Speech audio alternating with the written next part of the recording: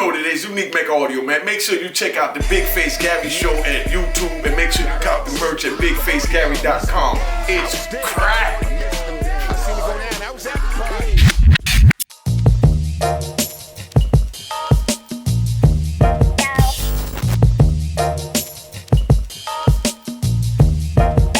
The Big Face Gary Show. Shout out to Upper West Side. Shout out to my mom's Tahiti Pizza Guap, all my friends and family. My man Ronito, Yanquito, Scott the Truth, L Bugs, Els, my man Greer, Franquito, and the pastor. So first of all, what I want to say to you is thank you for going to ADX and understanding the pain you went through and jumping out motherfucking 6-story building, getting shot 4 times. And then you got the nerves to come home and be good and don't be bitter. That's serious, man. Bitter? I can't spell bitter. Yeah, now, shout out to your man Mark on Miami, who sold more keys than I don't know what. All right. And said no black brothers told on him. And he chose God over Coke, and he's still your friend. Thank God. And then, shout out to your moms, who did 7 years on a run to escape the statute of limitation because she shut the fuck up. There you go. Now, then another thing, shout out to Willerton Avenue in Kingston, Jamaica. Blah, blah, blah. Where you from? All right, Kingston 16. Yeah, I got pickpocketed for $1,000 in Jamaica. I was pissed off, man. You got to look at that as a learning lesson. You know what I mean? The game is to be sold, not told. You know what I mean? So you just learned the game for $1,000 by getting pickpocketed. I was with a multi-millionaire. Dame didn't want to give me my money back. It was a Dame Dash. Oh, yeah? He said, fuck you. Yeah. He got way more money than me. He said, fuck you. Shout out to Dame Dash, too, man. So I want to tell everybody that this man did 26 years, got shot 4 times, jumped out a 6-story window, came home, and he ain't even bitter. Learn how to read. Learn how to read. In prison. Learn a triple beam before reading. And look at him now, man. Home. He driving. He not bitter. He deserves that. Yeah. My man. My anthem. 4 Walls and a Legend. Audio Mecca. All right. Unique. Thank you for being here, man. Who was the first person you remember between Brucey B, like what I'm saying, like in the mixtapes, the Mecca audio tapes, and Brucey B, who was getting all the money first? Was Brucey B big at that time when you was? Was he big? He was. Was he big? You gotta tell me. Man. Come on, my nigga. Brucey B was the man at that time. Brucey B was God of the mixtapes at that time. When Brucey B go on the block, he got a case with the cassette tapes, and he might come through with the small case with like maybe 20 of them joints in it. You know what I mean? Or he might come through with the briefcase. But either way, when he go through any block, I'm talking about like, let's say 148th to 100 between Broadway and Amsterdam. You understand what I'm saying? Yeah. They sold before he even leave the block. Damn. And Spanish people knew who Brucey B was, because when I went up the hill, they was bumping Brucey B. Dominicans that barely spoke English, because the rooftop had that much of an impact on Harlem at the time. Big shout out to Gusto and the whole crew, Willie, you know what I mean? Man, Sabrina, the whole family, you know what I mean? Did you go to the rooftop? Hell yeah, I went to the rooftop before it was the rooftop, my nigga. I am Harlem, man. I started off in Brooklyn and the Bronx and Harlem and then D.C., you know, Virginia, North Carolina. Come on, nigga, where there's money, Unique, we'll travel, my nigga. Let me ask you that question. Did they let you to the rooftop with that hammer on you? All day. All day. You got that What you talking about? It was a part of my body. And I love what you said. You said your crew, danger big. You said you need your gun. Yeah. To protect Unique. Yeah, they already know. Oh, when you walk in, don't fist me. Here's 200. I got my gun on. I ain't even had to pay them. They knew better than that. You had that thing on. They knew better than that. When you got a name back then, man, so you know how the streets ran back then. When you go to the joint and you the man, you get in with your pistol. You understand? Your crew now, they might get searched. You understand? Because you got little young knuckleheads in there too. So you don't need them in there. They the ones that don't know how to act with a pistol because they got nothing to lose. They only trying to gain. They feel if they bust a gun, now they famous. If they shot up rooftop. So those are the ones you take the guns from. But when a king go in there, Come on, my nigga. I'm telling you like it is. They would never disrespect me and ask me to surrender my arms, my nigga. The who? You know, the Kings go in there. And what you drove that night? Come on, man. What you drove that night? Man, any different night. I don't know. I had the M3, the yellow MPV with the black interior, you know what I mean? With the yellow and black interior. I call it the Bumblebee with the yellow BBS rims or the green joint, the forest green. All paid for? You know, everything paid You got for. all the Nigga, titles? Listen. A hammer in every car. You might forget your... No, hold it. No. See, you ain't from the street from back then, my nigga. Wow. You was a young nigga back then. I was way younger than you. Ain't lying. You was young back then. I ain't saying it from the street. I ain't gonna disrespect you. No, I'm saying that, no, never that. I'm saying that, you know, you was young then. Yes. Because at that time, and that's why you was young, it might have faded. And that's why I didn't get up to you. At that time, we had stashes in every car, my nigga. Oh, I know about stash. No, what I'm saying is, because you said that I had a gun in every car. No, say it right. I had a stash in every you car. have the same gun, but every time you just put your gun in the stash. Regular. Nah, every car had its own gun. That's what I just asked Yeah. you. Okay, I didn't understand That's what what I you was asked. asking. See, Okay. No, I thought you meant like if, you know, I'm carrying a gun in every car. I'm letting you know that I got a stash spot. Every car had a gun. Bottom line. Your bottom line. That's Gotta the have a bottom gun. line. Okay. And A car let's is be not a car clear. without a pistol. Let's be clear. He's still driving. Because I see we'll just say when it start up, it You know? What? I mean, all I know is you appear, my nigga. You've been good to a lot of people, so yeah. You've been good to a lot of people, so you come man. home and get niggas gonna take you like this. Man, I got a lot of love, big shout out to You've been good to everybody. a lot of people. So what else should you expect, Ron? Now, so rooftop. So I love that, since I was laughing. But let me tell you about the rooftop. You mentioned the rooftop. Before the rooftop was a skating rink that y'all made it famous for. You understand what I'm saying? When hip hop was coming in, it was a after hours club upstairs where they used to freebase cocaine. Y'all ain't know that the rooftop upstairs was originally, that's why they call it the rooftop. You go on the rooftop and they smoke cocaine on the upstairs or smoke the woolers. Yes, cocaine. This is America. This when Brooke Shields was doing it, Michael Jackson was doing it, Richard Pryor was doing it. If you had money, you was doing it. You know what I mean? Before, so you walk in, people escape, but upstairs. Okay, the rooftop was like the Studio 54 that y'all heard of for Harlem. Yes. You understand? But then you had, before that, then you had the 404 Club. You understand what I'm saying? They call it 404 because that 404 on Broadway. I mean, in Broadway, between Convent and St. Nick. Yeah. That was Willie's joint. It was a townhouse where all it was a base house. Let's talk about that. Jesus, they call it the hill. Yeah, that's going up the hill. Exactly. Up the hill, yeah. No, you're right. But I'm saying it's not all the way up. It's going up the hill. It's right in between the Blimpie and Convent. What street exactly? That's my 145th between St. Nicholas and Convent. Don't talk too fast. Ron's from Queens. He gets a little. He don't know much. So that's, Yeah. you doing good. You doing good. You doing good. Okay. So anyway, he from Jamaica. He'll fix. I like my brother. So now I'm just fuck with you. You're right. I gotta fuck with you, Ron. Yo, you had one. So hey, yo, You already know. Did you do any shows for that? Yeah, I mean, like I said, I was a show, my nigga. I know how you started it. No. Yeah, you already know that. But let me say this. I am a show. You understand what I'm saying? Niggas go on stage to perform. You understand? Every step I took was a performance. You understand what I'm saying? Because at all times I had people watching me. I knew who I was. You understand what I'm saying? For that era. I mean, it ain't to brag or boast about it, but I mean, at that time, that's what we was bred to be. This is how we was bred back then, like we was bred not to tell. You understand what I'm saying? We was bred not to put our hands on women. You understand what I'm saying? You call that gorilla pimping. Yeah. A real smooth talker is like my man Jack over there, that don't have to put his hands on a woman to get her to bend down or carry the pack from here to North Carolina or whatever. You got dudes that was beating women to transport drugs. You understand what I'm saying? That's gorilla pimping. You understand what I'm saying? But I mean, you know, you got to know how to deal with people and just give respect. Yo, I use that word gorilla pimp a lot. Me and Ron got our own joke.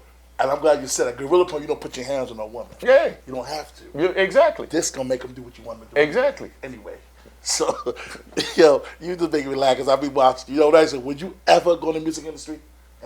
Like, you know, like, meaning you had a little record.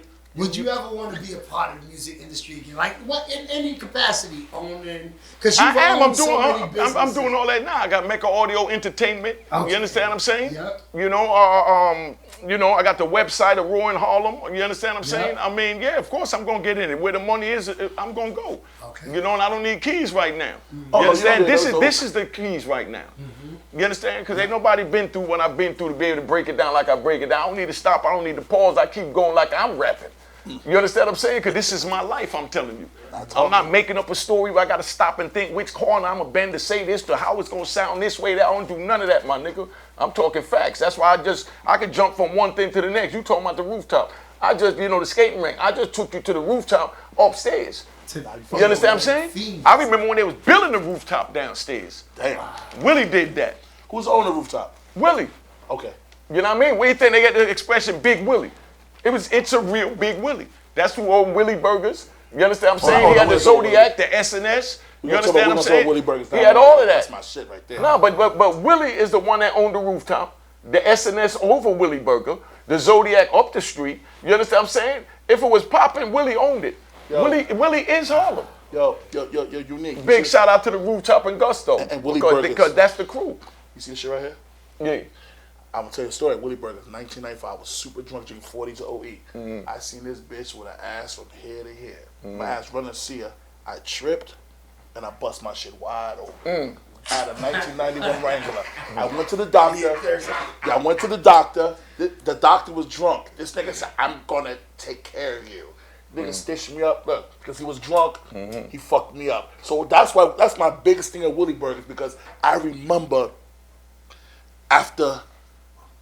Were you here for the rink or you got locked up? Of course I was here for the rink. Because I know, okay. Yeah, everybody go there and show their cars off, right? You already know that. And you out all night, right? I grew up out there where the rink is at. Yeah, that's my, I used to go there with my 40. Field. Yeah, we used to go to the rink. You used to be On out South there Washington Street. You got about them, a good night, like, how much you got in your pocket? About 6,000? A good night like that, 6, 7? Nah, if it's a rink, now I got about 10 grand easy. Ready to let it go or just in case? Nah, let it go. That's what it's for. Let it go. When I roll up in the club, like if I go to Ebony Lounge, I'm buying the bar. That's my favorite. You understand what I'm saying? You know about Ebony Lounge, 125. Hey. You don't know about Ebony Lounge. I think I was bigger than you there. Come on, never. I thought I was Never. I know about. Listen. 120 fit. It's a laundromat there. Right there. It was there then.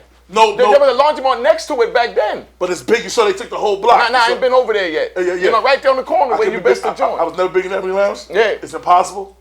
You? Yeah. Come on, man. I was a fucker. I already know. Like I said, I say you.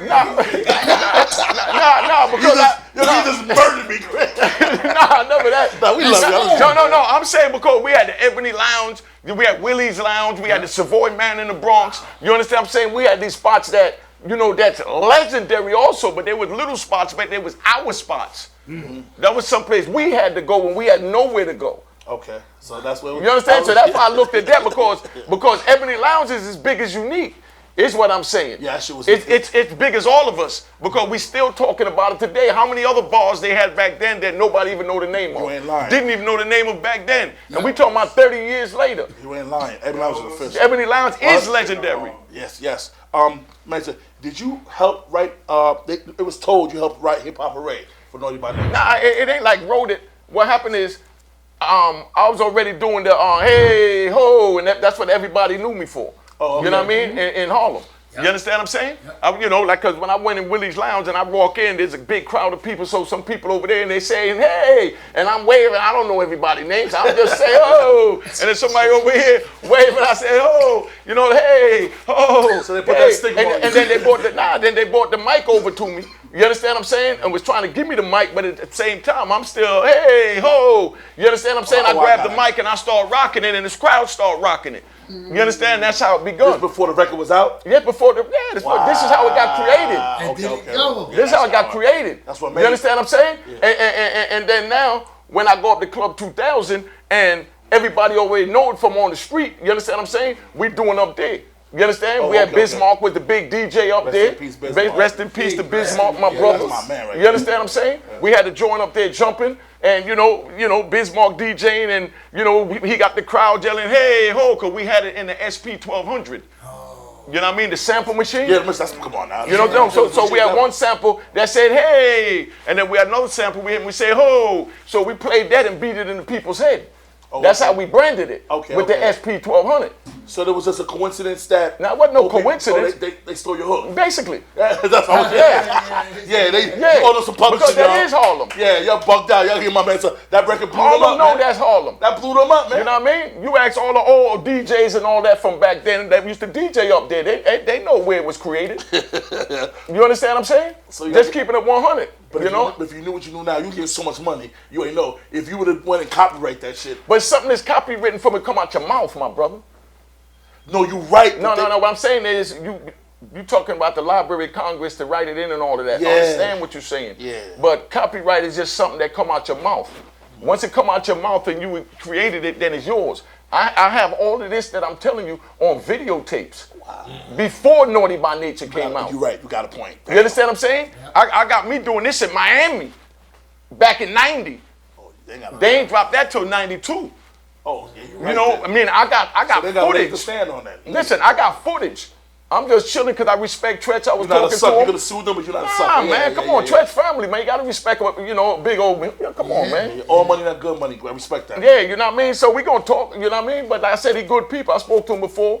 Excellent conversation, you know what I mean? But people get in people's ear and certain different little things, but men know how to think for themselves. I think down the line, y'all will work that out. Yeah, most definitely. Because it's official. Man, he good people, man. I ain't got nothing negative to say. But like I said, I got video, everything that come out my mouth in here tonight or any night, I got videotapes and I got pictures and I got audio. Because don't forget, I used to sell mixtapes. So I got all of this. No, that shit crazy. You understand? So let's get this right. I got history. I am history. For hip-hop during that time, anybody had to come through Club 2000. If you didn't come through Club 2000, you wasn't official. I want to thank you for changing my life. I'm tell you why. Handshake. I had a 1991 Wrangler. You couldn't tell me nothing. I had a Fortune Construction with hammers, American Racing. I was hitting the streets hard. Back then, if you wanted some pop, some pussy, you just got to pull up and say, babe, jump in my car. I used to go to your spot, get the ganja, buy a Ron G or a Brucey B, put him in the car, the bitch get crazy, she going to back blown out an hour later. You already know. That was what it was. And it was easy then. And I'm going to tell you something now. You see how you say it, talking about back blown out? Blow the bitch back out. Okay, I created that too, and I got the proof. And I got the proof. And I got the proof. I'm going to tell you the proof. Ain't no secrets here, my nigga, because everything I'm telling you, I got visuals for. You know what I mean? Big shout out to my man, Digital Brad from Miami. That was the airbrush king in Miami. Young boy was like 14, 15. What I did when I went to Miami, I saw how wonderful it was and different it was than where I'm from. I'm in the concrete jungle. Like Tupac said, a rose grow in the concrete. Yes. You understand what I'm saying? We was in the concrete. We go down there, they got sandy beaches and they partying with bikinis and you don't get to see no girls in bikinis on 8th Avenue. No, at all in bikinis, because it ain't no beach. You gotta go to the beach for that. Hell no. But I'm talking about Miami, this is what they wearing to the clubs, my nigga. And they party, and then the girls go up, they take their clothes off, they do their thing, and they stripping, and these are young girls like, our age. And back then they didn't have, you understand what I'm saying? They didn't have no real strip clubs like that up here. I brought all that up here. Because I said, damn, it'll cost me too much to bring the whole boroughs down there. So let me bring Miami to the boroughs. So I used to fly up like 10 girls a week. You understand? And bring them up in Club 2000 on Wednesday and Thursday night. And you know what I mean? Brought my cousins up, big shout out to CP and Cox, you know what I mean? Rap Records, that was the name of their label. They had a song called Love Me or Leave Me Not. We got that record too. We've been doing music and all that from back then. So explain Blowing My Back Out. You said that Okay, shit. Blowing My Back Out. We brought Brad up also when I brought the girls and everybody up, because he used to airbrush, to show them how to airbrush. We was using silk screens. This kid was painting with an airbrush and could paint your whole face while you stand there. You know what I mean? With no disrespect to D-Ferg, big shout out to D-Ferg, the god of the silk screen and the shirts. He did the Bad Boy logo. Gotta give him his props. But, New York was using silk screens. Right. This nigga was using his hand, my nigga. You understand? He was painting hoods on the cars. He's super talented. You understand what I'm saying? Nah, he took it to art school and he's a professional artist now. Still around? Oh, you know? Yeah, I know him. I talked to him the other day. Okay, good. You understand? But I brings him to New York and we was, we down in Miami and all that. So we had the Mecca audio shirts. You know what I mean? So we like, come to Mecca Club 2000 so you get your back blown out. So I got the t-shirt with the girl bent over with the Mecca audio logo. With the Mecca audio logo on the back, me with a bandana and a chain going around my neck with the MA on it, like I'm hitting it from the back, and you can see, the dick going through the goddamn back.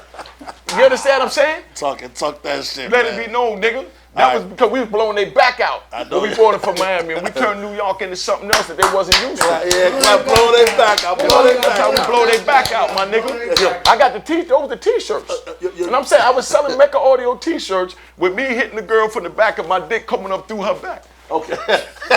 Yo, Unique, back to the question. Matter of fact, I got it in the phone. I'm going to show it to you before I leave, my nigga. I want to see it. You know what I mean? Yo, Unique might go like, I want to see that shit. Yeah. All the street dudes you fuck with right now, if you could do one positive thing for the community, what would you do with them? I am doing it. I'm bringing everybody together so that, you know. Certified street dudes. Yeah. That's what I'm talking about. I'm bringing all the certified street dudes together so we can talk to the youth and let them know all the things we did that we thought was glitz and glamour and we was the man and we was this and that. That's because we didn't know no better. So, you know, they all coming together, let them know that it's not worth it. You know what I mean? Big shout out to Lynch Mob, to Farris, you know what I mean? Kevin Childs, Lou Sims, you know, OG Daniel, you know what I mean? Flip, you know what I mean? Everybody's talking to the people. My boy. Kevin Childs all day. Tell you a story about him. You did a little thing with him. He was telling you how he came home and he was contemplating. He said, I don't want to hustle, but what I'm gonna do. But then when he was house arrest, he said one of his closest friends got killed. Bob Alab. That's my friend. He put me in the street. He taught me how to run around in the street. Yeah. So me and him have that in common. He named me Big Face Gary, Bob Alab. So it's crazy he said that, man. And shout out to Kev, man. Real good dude, man. Respect him, man. Still tall like you. He told the judge, I'll take 10, but my man got to get 10. You know how that is? You know, he said he's still tall. Yeah. Still tall, know what I mean? Man. But that's how we was Ain't bred. somebody left like that, man. That's how we was bred, 1-3s, man. give me that. 1-3s, yo, they pull out the computer now, yo. No one want to do. I'm not glorifying time, but it's a rule. If you doing something illegal, that's what comes with it, right? And that's what comes with it. And that's why I'm wearing the shirt. Shut the fuck up. The first thing the government tell you is you have the right to remain silent. So ain't nobody telling you to talk after that. You know what I mean? So they telling you straight up, shut the fuck up. You understand what I'm saying? If you think you tough enough to get in the game, know to play by the rules and shut the fuck up. But I'm telling you, don't get involved in the game. So I'm not promoting get in. But there's some youngins that was hard-headed like I was that's, you know, watching this that feel like I can do it. If you feel like you could do it and you go play by the rules, just know what the goddamn rules is. But I'm telling you, it's not worth it because I sat in this cage for 26 and a half years and watched my 18-month-old daughter grow from 18 months to 28 when I was able to touch her physically as a free man. You know what I mean? So if you think you can deal with that, because I'm telling you, it crushed me. Wow. I'm telling you, it crushed me. You understand? So I'm letting you know, if you think you tough enough to go through what I went through, because I'm telling you I was a fool. Just know when you get picked up, to shut the fuck up. End the goddamn story. Ain't no ands, ifs, buts. They got my mother, my sister, my girlfriend, my wife, my dog, my cat, my pet monkey, Bubbles. Nigga, shut the fuck up. They all expandable if you choose to go out there. Because now it's just you and the code and you feel like you a man of God and you're going to do this. You meaning God of the streets. So you know death come with the streets and you know prison come with the streets. Either or. And let's not forget the wheelchair, my brother. You could be, shoot you be in a wheelchair. You ain't lying. That's deep. Shit, that's the worst. Yeah, that's terrible. Let's not forget the wheelchair, my brother. And none of us You can't fathom what they go through rolling around while everybody else is speed walking around them and they want to move their legs and they can't move their mind not touching it. Come on, man. They just learn to cope with it. Like I learned to cope with the 26 years in prison. That shit wasn't easy mentally. That's ridiculous. When I left, my mother was 55 years old. She's 85. I'm 58. Look how young and handsome I am and still vibrant. You know what I mean? So picture my mom's at this age, and she's in the club. That's my man. And I'm in the club with my mama. He talk that shit though. Gotta respect him. You understand? Yeah. That was back in 93. Yeah, that was great. Then I come home in 2020. Always let me finish because there's a method to my madness and wisdom at the end of the tunnel. That was in 93. Me and my mom in the club. She was my age. I was 29, 28, 27. Wow. You understand what I'm saying? Next time I see her from 93, she's walking with a walker. She had a stroke with her face twisted. God bless her. You understand what I'm saying? She's still here with you, brother. That's the next time I saw her as a free man. When we were just in the club dancing. And I wasn't getting visits from her because like I told you, she was on the run. For 7 years. Shut the fuck up. Respect you, bro. You know what I mean? And every time I talk to her, she said, baby, don't worry about me. I know how to move. We know what we got to do. Because she honored the code. Sorry. Shout out to all you motherfuckers who get cut, and no disrespect, whatever you did, that's your business. My man gave a jewel. When you get cut, you tell the surgeon, sew the white meat first. There you go. Sew the white meat first. I'm looking at your scar. It's damn immaculate. You know what I mean? Thank you, family. Yeah, man. You know what I mean? I'm just saying, as many as I gave out, I knew I had to get one. Then you cut the brown. You said it. I deserve Yo, one. when I got cut, the first thing on my mind was, damn, finally caught up with me. And I'm smiling. You know what I mean? Nigga look at me like I'm crazy, but I'm smiling because I'm like, damn, this shit finally caught up with me. That doctor, listen, you hurt like a motherfucker, you said, but you know what I mean? Nah, I told him when he went to grab my face and hold up, my nigga, slow down. You know what I mean? Slow down. Barely see that shit. Get the white meat. You can barely Don't see worry about the brown meat. That'll come. Get that white meat. Right, he barely can see it, Ron. You understand what I'm saying? How'd you know that, though? Come on, man. As many as I done, come on, son. You know I know. I knew, man. Come on. Big shout out to Scarface Scully, Jamaica's finest. The y'all man them know who he is. Yeah. You know what I mean? Come on, man. So, like, I look at these young kids right now. They walk with their pants down, showing their drawers. They got no respect. They say, suck my whatever they want. You know, back in the days, you get killed for that. Yeah. A lot of these kids are crack babies. Do you think that's why they're so disrespectful to these younger kids?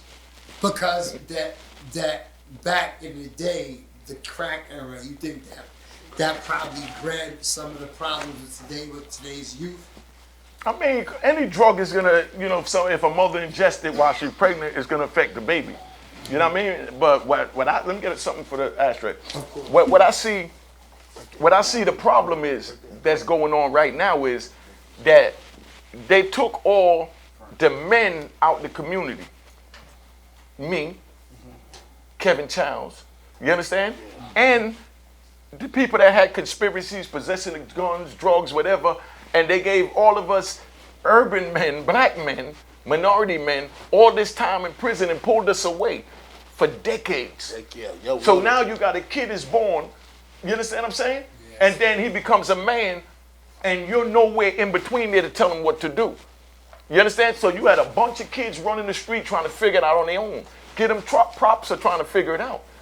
You understand what I'm saying? They chose the wrong path. We tried to figure it out. And we chose drugs, selling drugs.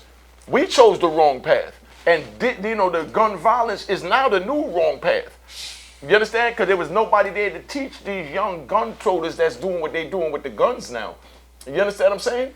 What to do and how to be a man and how to move to the next level, how to knuckle up when you get in a beef and you don't need a gun every time you get in an argument. The fight, the next day you're drinking 40s like nothing happened. Everybody now, unique, just want to blow a motherfucker head off, man. That's the point. But you take the men away and you leave the kids to raise themselves. You got a bunch of little kids in the kennel and they're trying to figure out what to do. They introduced drugs during my time. Cocaine was everywhere. Now guns is everywhere. Look at the news. White kids killing white kids over there in Texas and all that. Don't get it twisted. Now it's hitting their community. That's how it hit them. How it hit us is, you know what I mean? Every day it's one against the other because now everything is one, you know, like he from this block, I'm from that block, I don't like him. He wear this color, I wear that color, I don't like him. They shoot him. You understand? But these kids just got psychological problems, you know, talking about the white kids, you understand? And they got access to guns. You know what I mean? And they sit home playing that, with that all that crazy shit. On the video games? PlayStation. Nah, it's a name they call them games, like Mortal Kombat, what they call that shit? Call of Duty. Call of Duty. I'm talking about where that shit like real life, my nigga. They put on the goggles and all that and killing up shit. And then they walk in the next room and their father got a goddamn AK-47 in there. They ready to go crazy now. They gonna pick it up and go crazy. They already been doing it in the video games. But unique, back in the days, if you had a beef with somebody, you walk up and give it to that person you got. These kids will shoot from across the street to say they shot their gun. I'm not promoting violence. But if you're gonna do something, go after your But we tongue. wasn't here to teach them, my niggas, so they don't know. Remember back in our day, we went 2 to the head. You understand what I'm saying? And 1 in the chest. You know what I mean? If you're trying to kill somebody, that's how you kill somebody. You don't kill them from across the street. But there was no one here to tell the babies this. I'm glad because they definitely didn't need to know that. But it would have been a hell of a lot safer, you know, than what we got now with all these innocent bystanders getting shot. A lot of people getting killed. They got nothing to do with this shit, man. You understand what I'm saying? Because I lost my brother to gun violence. You know what I mean? I'm totally against that. You know, but I mean, You know, they everywhere, man. Like how crack was everywhere, like how coke was everywhere. Guns is everywhere. Yeah, it's so ridiculous. for you get a young kid, their mind ain't developed right, they get mad, they get a gun because they feel they can't beat him, and they see it on the TV, on the video, you know, the rap video and all that. Seen a rap video the other day with a 12-year-old toting a gun, talking about, I'm catching a body. Yeah. I'm catching a body at 12 years old. So all the 12-year-olds is running around yelling, playing that song, I'm catching a body. Now they putting it in their head the same way I branded hey ho with the sample in the SP1200. That's how you brand. They branding it on YouTube. Programming. Branding. Yeah, definitely programming. They programming their mind. But when you got a visual, that's why you say branding. That's why I'm saying that. But they programming their mind. You're 100% right. So Unique. So you did a tribute to Guy Fisher. Have you ever had the pleasure? Well, I'm gonna tell you, I saw the other day. All my eps did let him on stage after he did our show. Oh man! And he killed that shit. He talked this shit about having PH. He said they let his man out first because his man had cancer. He didn't want to go before his man. He went to the people and said, "Can I come out?" And they let him out. He said, "But you know, I wasn't a bitch ass nigga. You know that Nicky nigga." Then he said, "You know that Frank motherfucker. Only motherfucker know snitch on his family, everybody." And but he still wasn't bitter, and he still was in the end. The message was he ain't let nothing stop him. Like you, he got his education. Listen, man. When I came in, the prison system was October 17th, 1994. And by October 25th, I had 2 stabbings on the police and wound up in ADX. You stabbed 2 police? Yeah, in ADX, and started a riot in Lewisburg behind the crack law. You know what I mean? I was charged for it in the prison and all that. You know what I mean? Everything I'm telling you is documented. Like I'm telling you, I got all my documentation of my history. You understand what I'm saying? This is still a part of my history. You understand what I'm saying? I went to ADX for starting the crack law riot in Lewisburg the same time when they had the Million Man March with Farrakhan when he brought the million black men over there to Washington, D.C. and the whole Washington cleared out. At that time, that was the same time when O.J. Simpson was going to trial and he was acquitted. America went in an uproar. You know what I mean? So O.J. Simpson is acquitted. You understand what I'm saying? You know, everybody mad, everything going on. You know how America was back then. That's where the divide was coming in. That's how Donald Trump came in. That was the beginning of the creation of the Donald Trump era. You understand what I'm saying? Because how did this nigga beat killing this beautiful white woman? That's all the Europeans were saying. You understand what I'm saying? But then at that time now, they voted on the crack law if they was gonna make crack equal to powder. Because back then you get caught with 1 gram of crack, 1 gram of powder, or 1 gram of crack like this, you gotta get caught with this much powder cocaine to get the same amount of time. 100 grams difference. Because crack means you distributing, that you're gonna go. Nah, they did that because niggas sold crack. Right. Niggas sold crack, they wanted niggas. So niggas that was smoking, all the smokers like this, those are the ones that was taken away from the babies while the babies is out here like they are right now. Bugging. So that was the question that I asked earlier, and now you just said it.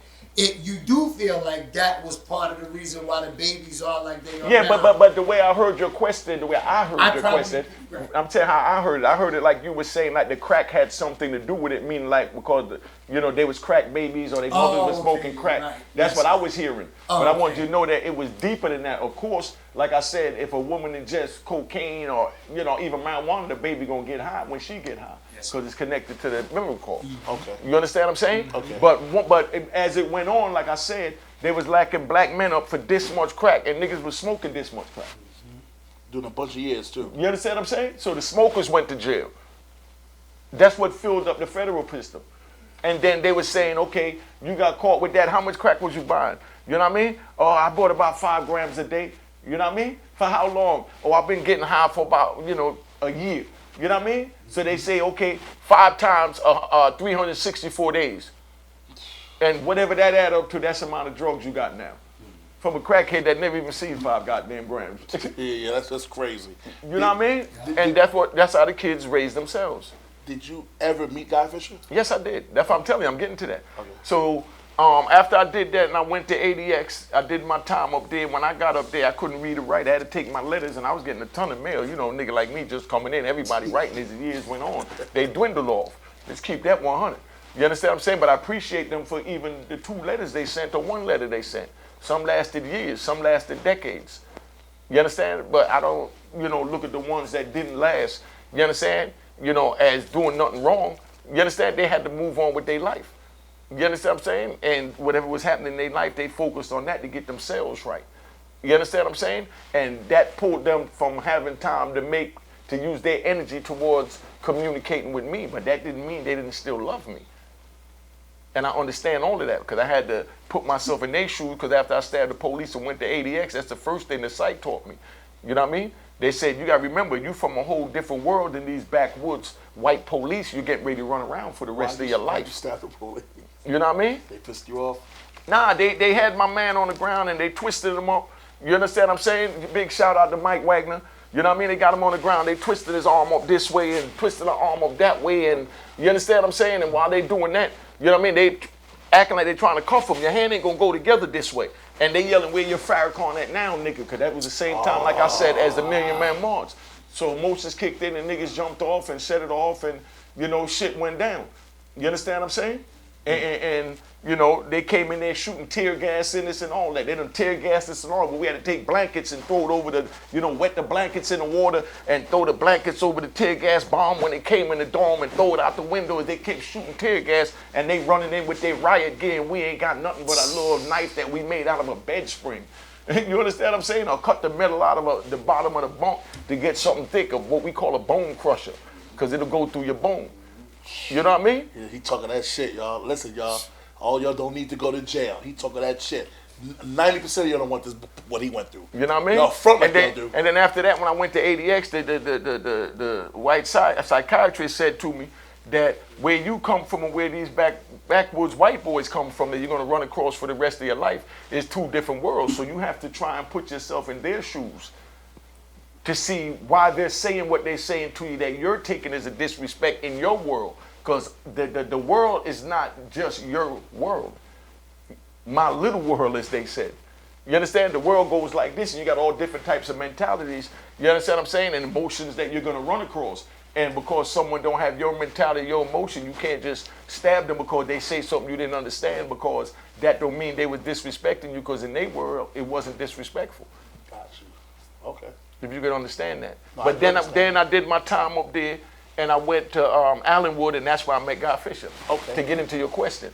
You know what I mean? But that's what I'm saying. I'm telling you shit that I've been through, so I flow, my nigga. No. You know what I mean? This ain't nothing to stop, think, and pause, and recreate and reconstruct. Yeah, you know what I mean? Yeah, I love it, man. You ain't got to worry about me. I'm just flowing with you. So, how does it feel to get the love, respect from gangsters that you shut the fuck up and you held it down when you came home? Like people that nobody could get, like, really the respect you get from the street and the love that you could see as soon as you came home just from your videos. Everybody, whoever you wanted to talk to, the people wouldn't even want to, they wouldn't talk to, they talk to you. These are the people that I ran with, my nigga. Like I said, I gave them a lot, man. I gave Harlem a lot. I know I gave them a lot. They tell me I gave them a lot, so I'm reassured I gave them a lot.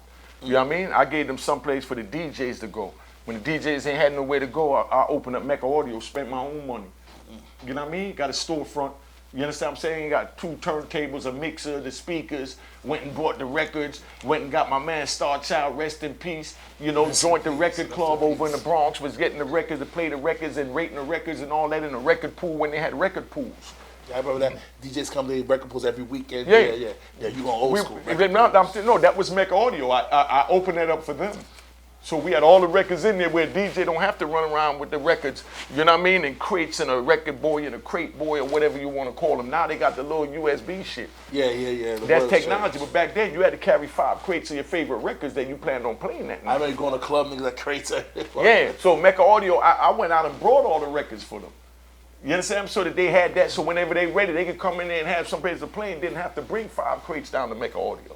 That's crazy, yo. You understand what I'm saying? And I remember you said you get on the mic sometimes and you'll be like, you'll shout them out, charge them $100, go back to the block. Yo, listen, he shot me out. Yeah. Yo, this got hot, they crew. Yeah. Queen. Yo, Mecca Audio shot me out. What up, yo? Blah, blah, blah, blah. You already know. You know what it's like when you're driving down your block and you hear my voice come through the speakers, or Ron G voice, or you know what I mean, or Brucey B, or Kid Capri, or Doo Wop, or SNS, or Double J. You took all the good boys. Jesus. No, those was the men. Ron G. Oh, yeah. You understand what I'm saying? When you hear Ron G say, oh, big shout out to Big Face Gary. You know he up in here. His podcast doing good. Yeah, yo, hear that voice? Yo, you got a mad DJ. Come on, my nigga. You I grew up in that era. You got that shit I down grew up pat. in the club. Yo, I you grew up sound on like X Bruce Lee. Cigar, Bruce T Lee touching that Connection. shit. You sound like Bruce Lee and stuff. This Hey, been killing come that on, my shit, nigga, man. 'cause that was branded in my head. Many parties I've been to. You know what I mean? I am that era. I love yo. Yo, you arrogant, but you got the great. Your arrogant is so respected. It's not, you talk a lot of shit, but it's real shit. You know, we talking. Yeah, that's why I said I lived it, my nigga. You know? You put BBs in one of your cars, the real BBs, not the fake shit out. Hold on. That was the question. The question was, because we wanted your opinion on this. Because we get aggravated, man. How do you feel now that you see everybody with the replica BBs? On Hondas, Toyotas, the Camrys, they got no respect for the BBs. I don't like it. Yo, back in the day, they had no fake BBs. All they had was the real BBS 3-piece rims. And then they had what y'all calling the replicas, some other joints they called Inkies. There was the Inkies. That was the name of them. They was called Inkies, and they looked like the BBS. But you know, like how we got BBS in the logo, in the little centerpiece, it had Inky. What BBs cost back in the days? Oh man, 3,500. Yeah, that motherfucker is paying a stack right now. Yeah. You pay 35? Yeah. Every car you had rims? Every car. You sure? You gotta get shoes on them, my This nigga. chick told me she knew you when she said you had no B one car, you left the regular. No. I did. No. Never. None of your cars are regular. I mean the 750 things like that, but I also got another 750 with the white BBSs. Look at that big shit. You know what I mean? Jesus. He got some big You got titles. downstairs right now. You got titles for everything. Yeah. Ain't no car notes every month.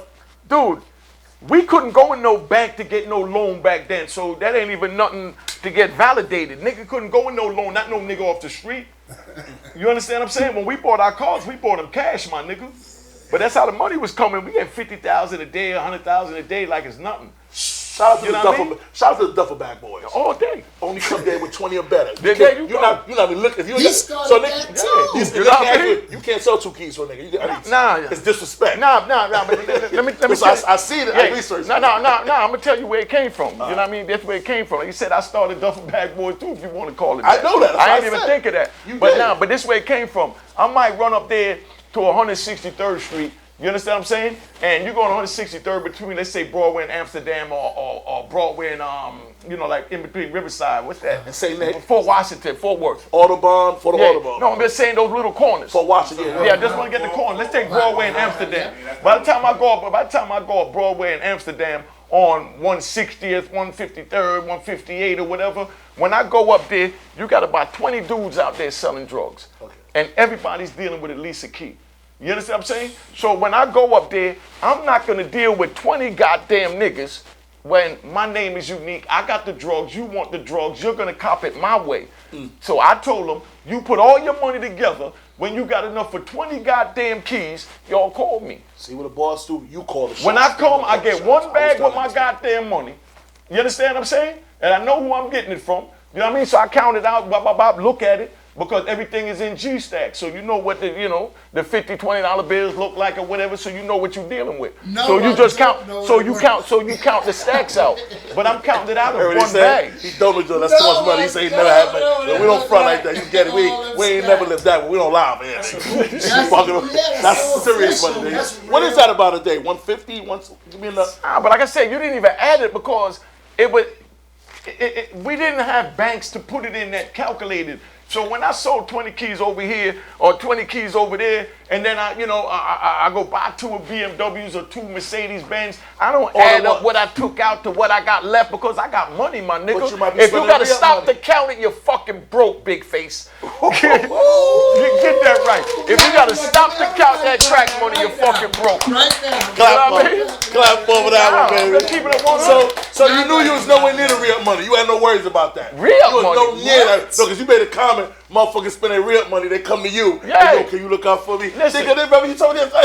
Listen, man. Embarrassing shit, Listen, man. I remember one dude I dealt with, the first $100,000 that nigga got, he went out and bought a brand new Mercedes-Benz 3 under the E, put the stereo in it, the stand spot in it, the BBS rims on it, and came back to the block and told me, motherfuck you, nigga, I got one too. Ooh. And this a nigga that worked for me, was getting work from me. So he come back, tell me, fuck you, nigga, I got one too. Like, you ain't all that. This is what he been dying to say. You understand what I'm saying? Then he went and sent his 2 kids up the highway and they got caught up the highway. Now he dead broke and he come back and say, my nigga, I don't know what came over me, dog. Yo, great. Yo, Salvador did that. Yo, my cousin did that to me, man. Hey, yo, I don't know what came over you, unique, man. And you looked out, right? Yeah, I looked out for. You know what I mean? He said got caught up. Man, we went to that club that night and I still bought the bar route. We had fun, grabbed a couple of hoes and went back at the hotel, did what we did, man. Yo, funny. He said that shit ain't about nothing, my nigga. I'm sorry. He still got the money, though. Nah, yo, but that shit was just funny, my nigga. You understand what I'm saying? So, I mean, I couldn't be mad at him. While he telling me, fuck you, I'm laughing at him. You know, I know he dead serious, but I'm not taking it serious because there's not no fighting word. I mean, nigga, okay, you bought a Mercedes. You understand what I'm saying? I get my girl a Mercedes. You know, this is what I'm thinking. So it's not nothing to get mad at, so I'm laughing at him. But he dead serious and laughing too. And you understand what I'm saying? And, you know, and we laughing together, bullshitting about it. But he really mean that shit. So what's the baddest car you ever saw Willie Burgers? You with your eyes. We all know. My wide body BMW. I knew you was. My wide body BMW. Yeah. Listen, I had the wide body pearl white BMW with the Testarossa body kit that cost like $45,000. That come out like that with the 3 fish scales going out the side. The back wheel was 16 inches deep, and that was BBS, my nigga. Each rim cost me $8,000 back then, because I had to get it custom made from BBS. It was 16 inches deep, and then I had that all chrome. So imagine something, the rim was so deep, if you try to wash it, you break your wrist? Listen, the rim was so deep, you could put your foot in it and your girl foot in it. God, I know. God damn, that's you know what I mean? Nigga. 16 inches on the back and had like 12 inches on the front. Custom made. The front had the front fenders was blown out like this. The shit damn near take up 2 parking spots. Walter Berry had something like that. Flared out, Testarossa. Walter Berry had that shit. Listen, like then I had the inside white with emerald green piping. Emerald green. Now, who gets emerald green in the car? Because niggas buy one car, so they getting the basic white, red, blue, beige. So the car paid for, and they got a stash box. Of course it's paid for. Nigga, I ripped it apart and built a unique ride. Right. Of course it's paid for. Listen, I'm not even gonna lie. I don't know not one man during my era that I ran across that had all these cars that was financing them, because we didn't even think about it. That never became an equation. I think financing came while I've been locked up when the females started getting jobs. And the females started financing because they were doing it the proper way, the legal way, getting the job, getting their credit and building it up. I think that's what brought the financing to the community. And big shout out to the females. Oh, yeah. You know what I mean? That's the way I see it. Because when us men had it, we dropped the ball. We didn't know how to do that. I didn't know how to do that. I just knew how to take $100,000 to the Benz deal and cop me 2 matching joints. Told my brother coming up, we going to Apollo. And you know, you might tell your man, get me a pair of Jordans. My brother called me and said, yo, they got that Apollo joint, rock him up there. You understand what I'm saying? So I said, what you feel like driving? Man, Mercedes, what color? What you wearing? And whatever he wearing, I go buy the Benz for him to match it. And that's how we pull up at the joint. Jesus. So basically, after Dapper Dan got locked up, your man Shala, your man Shala, you took all the Africans to Marlboro Pike in Maryland, and you bought big shout out to Shala. Yeah, you doing $15,000 a week in suits, and your man's what you want, get what you want. Listen, man, Shala used to send the suits up. Like when the homies came by Mecca Audio, and I know they coming to the club. If they did, when I'm talking to Shala, I say, your face, what size you with? I gotta stop you, man. My man. Yo, you fucking us up right now. Your story. You was getting super money, my good brother. Come on. No, you talking that shit. And ain't no one call you out yet. I mean, you ain't lying. Call it out. I got pictures for all of this. A nigga, I need to see that picture. Nigga can't say, I got it on my phone. No, when we edit this shit, you have to call. We need to see that. I got it on my phone right now. We'll talk later. Run. We got Come on, my nigga. What? Heard the shit he's saying, Grant? He said he could put my foot. My man was size 14. He fucking on that rim. It was 16 inches. Him and his son foot can fit in there. His whole foot going in that shit. What are you talking? That's car talk. That's spaceship shit. That's spaceship. That was 8,000, my nigga. That was 8,000 for that rim, and that was without the tire. That's just the rim. I decided to bring that back because Ron was shaking his head like this. You understand what I'm saying? 4-door. Nah, 2-door. The 2-door Coca. I don't need a nigga behind me when I'm driving that. Just a bitch in the front seat or my man in the front seat. That's how you play it. That's how I'm playing it. You don't need no three people in the car. You driving 100,000. Get your own car.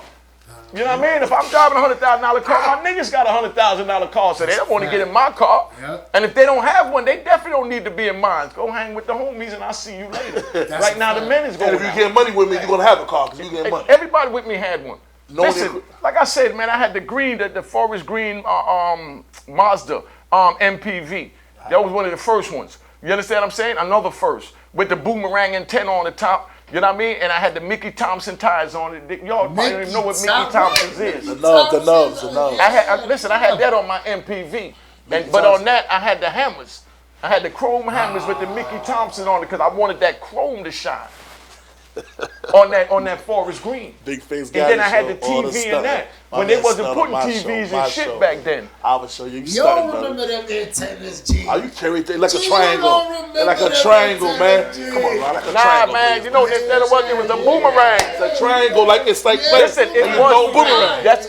That's what it was. An actual boomerang. That's what was the style they used. Yeah. But yes, it's like a triangle. Right, but it was called a boomerang antenna. That's when they had the Vogues and Spokes, my nigga. All you fucking guys, flex. You talk of that car talk. This is real car talk. Not Envy, that. Come on, man. Envy. Nah, he talking that, and he got pictures, so you will see them when we edit. With the car shows, and now they try to make replicas of the cars that y'all had. So listen, when I was getting TVs put in my headrest in my car, they were charging me like $2,500. You know what I mean? Just for the monitor.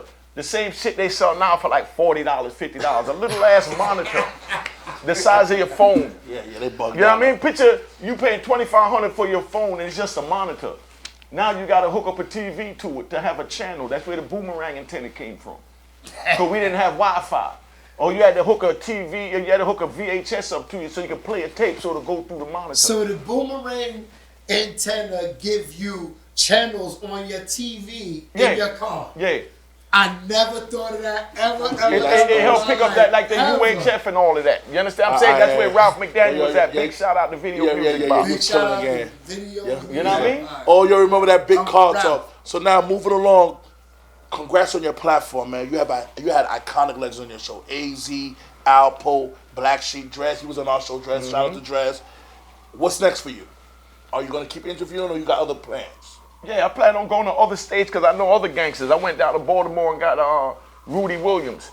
Rudy Williams was the label, the Super Kingpin. A Super Kingpin. So I know what a Kingpin is. No. Kingpin. What's a Super Kingpin? That's what I'm saying. You got to ask Rudy that. No, they have a charge called a Super Kingpin, and that's what he was charged with under the federal statute. I'm saying I don't know the federal code for it. It's something like, made $10 million a day or some crazy shit. They call it a Super Kingpin. It's in the federal statute. That's what Rudy Williams got locked up for. Big shout out. Another man that held strong. He one of the ones that I met when I went to Allenwood, met Rudy Williams, Guy Fisher, William Underwood. You understand what I'm saying? What's my man name from DC back then? Man. Nah, hell no. Rayford was in Lewisburg before he told. I'm talking about, man, what's his name? But it's going to come to me. You know what I mean? I was with him in Lewisburg. That's just the way you said it, man. When Perry, you told a story about him now. We was in ADX together. He up in ADX, you know what I mean? He went there, But, man, what the heck is his name, man? It's going to come to me, man. Big boy, because his son's made money. His son got a name down there, too. But anyway, you know what I mean? Those are the men that was there. And those were the men that stood up. You understand what I'm saying? And they had rats around us. You understand? Sean Branch? You know what I mean? Nah, he wasn't there. You know what I mean? Nah, but I'm saying they had men that was around us, like that. Okay. And then they also had rats that was there with us on the compound. But the rats stayed amongst themselves, and the men stayed amongst themselves. You know what I mean? The old heads, they didn't really like a lot of us young dudes that was coming in for crack because we was too wild with it. We took the heroin laid-back era into the wild, flamboyant to the next level, unique, wide body, and all this glamour we talking about. So they didn't really feel that. So they wasn't feeling me because I'm still me now. So imagine me in the prison. You think an old head want to hear a nigga like me talking? I don't want to hear that you talking. You understand what I'm saying? Yeah, you talking that shit like, oh man, I don't hear that. But they was talking real shit. That's what I'm saying. What Guy Fisher taught me at that time, I heard him because like I told you earlier before the camera came on, a boss listens. That's the first thing. A boss must learn to listen. Yes. So I heard everything Guy Fisher and William Underwood said. You understand what I'm saying? I heard it, but I wasn't processing it to use it as a part of my life. I still wanted to be me. I still wanted to be like Big L, flamboyant. You understand what I'm saying? Now just keeping it 100. You know what I mean? So that was the little, you know, differences that, you know, the crack era had because we came in on that bravado. You know what I mean? But later on, as the time went on and the nigga thought about, damn, my kid's 16, with just 18 months. I mean, god damn. Now it's time to figure out a way out this mother. And God, Fisher and Underwood, you know, told us from back then. Let me ask you something. It was deep for me because I made my choice and I started hustling, and I kind of regret it because it made my mom real sad. And she was sad. Thank God she didn't die. But you said you like, did you forgive your brother for putting you in the drug game yet? Because I know he was very upset at me. Yeah. Nah, I forgive him. I ain't got none of that. But I mean, he did some other shit. In other words, no, I know. Yeah. But I mean, you know, it ain't about forgiveness. It's like he raised me to be a gangster, and then at the end of the day, he didn't turn out to be one. He ain't never told. Let's get that straight. Okay. You understand? But he told me, when you go to jail, we take care of each other. That was a part of the code that was embedded in us back then. Your homie go to jail, you take care of him. The Truth just sent me a super kingpin. It says, a super kingpin provision was added to the CCE statute in 1984. It allows for enhanced penalties for the principal organizer, leader, or administrator of a criminal enterprise involving narcotics of large scale or generating over 10 million in gross receipts for a single year. That's what Rudy Williams got caught up for. He just read you the statute. He home yet? Yeah, he home. I went and interviewed him down there in Baltimore. That's my brother. You went to go see him already? Yeah, I seen him. Any one of the men come home, man. Listen, there's only a few of us elite men. So when we come home, I want to shake their hand on this side of the sword. Because we always in there with life with no parole. What are you doing now? Just chilling? Nah, he getting ready to do a movie and all that. He doing this thing. Rudy Williams. Yeah, look him up. Shout out. Official. That's a man. Oh, so that means you might plug me up. I gotta go to Baltimore and get him. Yeah, he official. Okay. You understand what I'm saying? But like I said, you know, big shout out to DC. You know, we got Antoine White, free Antoine White. You understand what I'm saying? We got Larry Moe, we got Lob, we got ER. You understand what I'm saying? We got men out of there, man. We got Big Red, we got Rat. You understand what I'm saying? They got a lot of men, you know, down there, and I done ran through these states, and I was blessed to meet these men. It's only a few of us, my nigga. It ain't just New York. Let's not forget, like I said, I'm giving my brothers in DC the love they deserve. You know what I mean? Because in the prison, you know, they official. They hold it together. They do what they need to do. Just like, you know, Lou Sims held us together as Harlem. You understand what I'm saying? Okay. You know, that's how it moved. You understand what I'm saying? I mean, we moved as a unit because there's men of honor. You know what I mean? And everybody plays their position. It ain't no he's bigger than me, this one bigger than me. Rudy never even told me he was a super kingpin till he came home and I went to interview him. I never even heard of a super kingpin while I was doing my 26 years. But when he told me his charges, that's how I learned that. Therefore, I don't even know what it is because I studied what I needed to do to get me out of jail. Well, now we know what super kingpin. You gotta make 10 million, y'all. Ain't too many. He's a kingpin, and he's saying that super kingpin. Shout out to Rudy Williams. Like I said, dude, I don't put nothing on me that I'm not. Like I said, that little money I made, that to me, that wasn't shit. Ain't nothing little about that, brother. You know what I mean? I mean, listen. You gotta stop doing that shit. No. Ain't nothing. You ain't gonna do that to us. Ain't nothing about that. Keep it 100. Go ahead. Anyway, moving along. All right, Club moving along. 2000.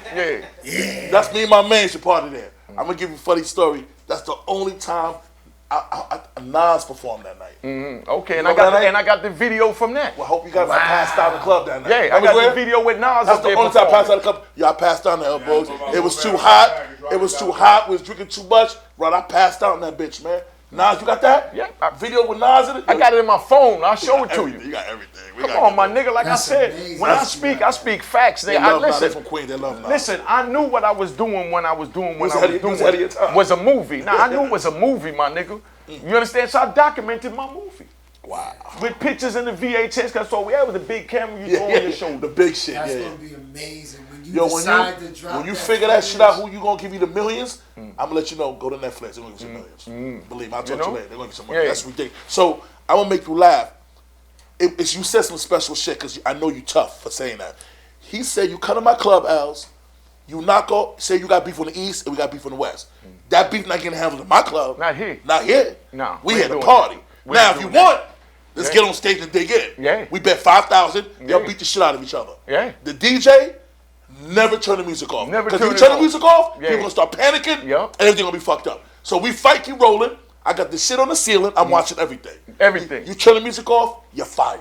Period. Immediately. So that's what I like. He said that not that night. No one getting shot here now. Y'all do that off the block. Yeah, nah, they're not doing club. it. Yeah, nah. They're not even doing it in front of the club.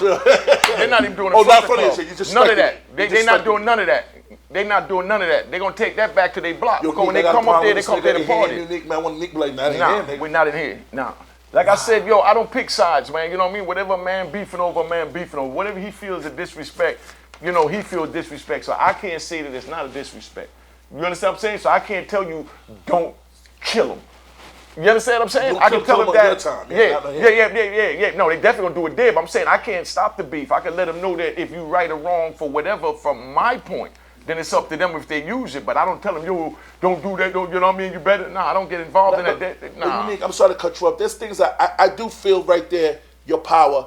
I've done it. I'm nothing like you. I've seen him do it. I think people could jump in sometime and stop a shootout. Like, nigga, don't kill each other. I did plenty of that. I'm about to say. No, that's not what I'm saying. Okay. What I'm saying is that sometimes a man feel that whatever he's mad at deserves him killing another man. And you could talk him till he blue in the face.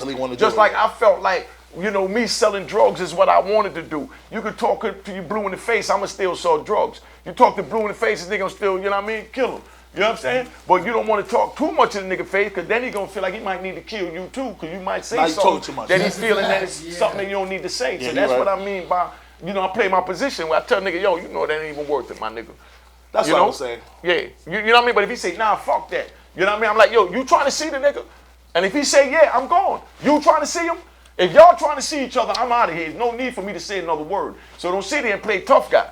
Yeah. But if one is being the aggressor, yeah, I'll talk to the aggressor. Okay, that's what I was saying. But if two niggas is fighting and they ready to buck heads like two bulls, my nigga, I'm out of it. You need, back in the days, I used to fight somebody, the next day we drinking 40s. It ain't nothing. And the same day. Yeah, the same day. The same day. Yeah. You know what I mean? Busted lip and all that. Now, or you been gone, these kids are bugged. Listen, man, you can never lose a fight. I'm telling this to y'all. You can never lose a fight as long as you fight. You understand what I'm saying? Yeah. Just fighting, you won. Yes. Amen. You lost when you don't fight. You understand what I'm saying? You right. So even though he got the better of you and all of that, you didn't lose, my nigga. You was a man and you defended what you felt like defending, and you just lost that fight. You ain't no punk. You understand? Yeah. But you won because you stood up as a man. So you could go to your grave and say that I didn't back out of nothing. Yeah. The nigga was 6 feet and red. Like your man over there. 6'7". You know what I mean? I knew he was going to whoop me. 6'7". You know what I mean? I knew he was going to whoop me. But he wanted to fight me. I'm not going to run. So Mecca, Mecca, let these kids know, put the guns down, please, man. Definitely got to put the guns down, man. That shit ain't even worth it, I can't take it. I can't take it, man. That ain't even worth it, you know? I mean, listen, man. You got things going on out here like dude from this project don't like somebody from that project, and you know, they go down there to kill somebody from that project, and it's their man's cousin. Yeah, I'm good. And it's their man, it's their man cousin. You know what I mean? Meaning, let's say somebody from Jack Woo projects go down to Woo Wop projects, and he go kill somebody down there. Yeah. You know what I mean? It's somebody's cousin from up here where you at. Yeah. Might be your man. And now they want to come kill him, but that's your man that went down there and did that. So that's why I got everything all crossed up out here. Definitely got to put the guns down, man, because we all related. We all family. So now, in Mecca Audio, you opened it up for the DJs to get their rep. What DJs blew up after you did that you can think of right now? They all blew up. Brucey B been blown up. Yeah, you already know that they all blew up. Let's get it right. They all had a name, my nigga. I didn't put none of the DJs out there. You just made I put them in there. I put them in the club. Yeah. You know what I mean? Okay, but Brucey B was already a god, my nigga. Kid Capri was already a god. I got a picture of him up there. SNS was already a god. Yeah, that's my man. That's a good friend. You understand what I'm saying? Ron G was already a god. Red Alert was already a god. These was gods of the game. Like we was gods of the crack era. Yeah. So, you understand what I'm saying? So they were big. You just made it even easier for them just to have some fun. I'm not even gonna, that's all. We ain't gonna say easy or none of that. I just gave them somewhere to play to entertain the people because that's what they love to do. You understand what I'm saying? And I love to watch people have fun because I love to have fun. Yeah, that's why I love the DJs. So, is there any iconic moment in Audio Mecca that we don't know about that happened that you could discuss, something that no one knows that was a great day that you remember in your studio? An iconic moment, something big, like, wow, you remember that day? I mean, everything was big and crazy back then, man. Just keeping it 100, man. But, you know, the best days to me was like on Friday nights when I used to go get the half a garbage can. You understand what I'm saying? Okay. And, you know, do the hamburgers, hot dogs, steaks, and give away to the kids, and all the rappers come through. They get on the mic. The kids get to see their rappers that they seen on video music box. You understand what I'm saying? You know, those was the iconic moments to me. And it's crazy that I went away for 26 years, and when I come back, I see these same kids that was looking up to these rappers. You understand what I'm saying? And they're men now. They're women now.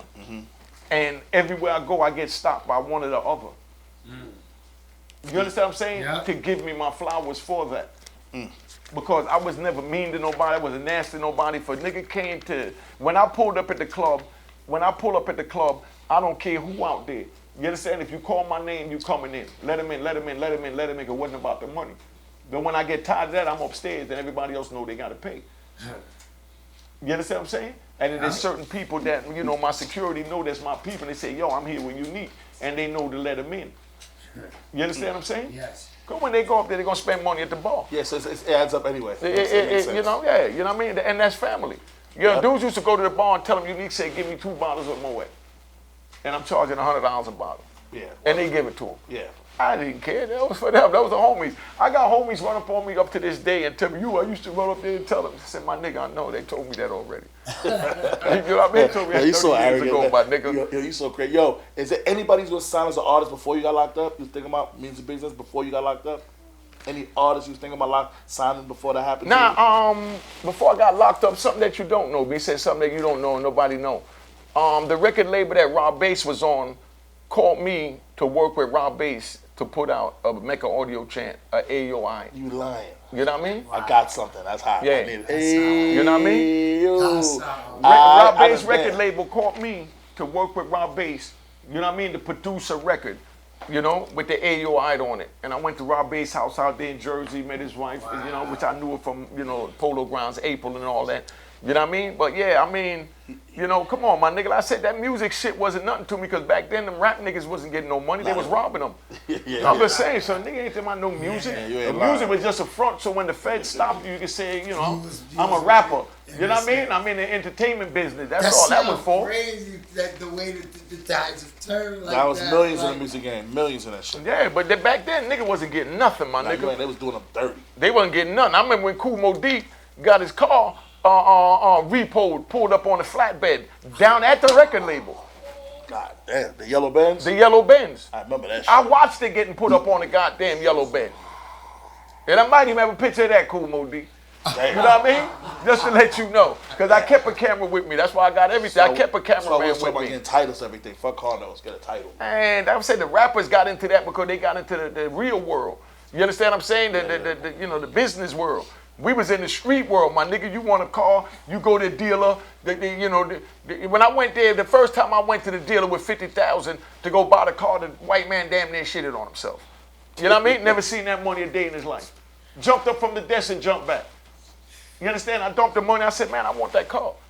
And he said, ho, come in my office. He took me in his office and he sat me down and explained to me, you can't spend this much money at one time in America because I got to report it. Then they're going to come back to me. But I need that $50,000 right there. So I'm going to teach you how to work that into the system so that these goddamn white people don't come back and get He said, but I need that 50. But I need that 50. He said, give me that 50. And I'm going to work this for you.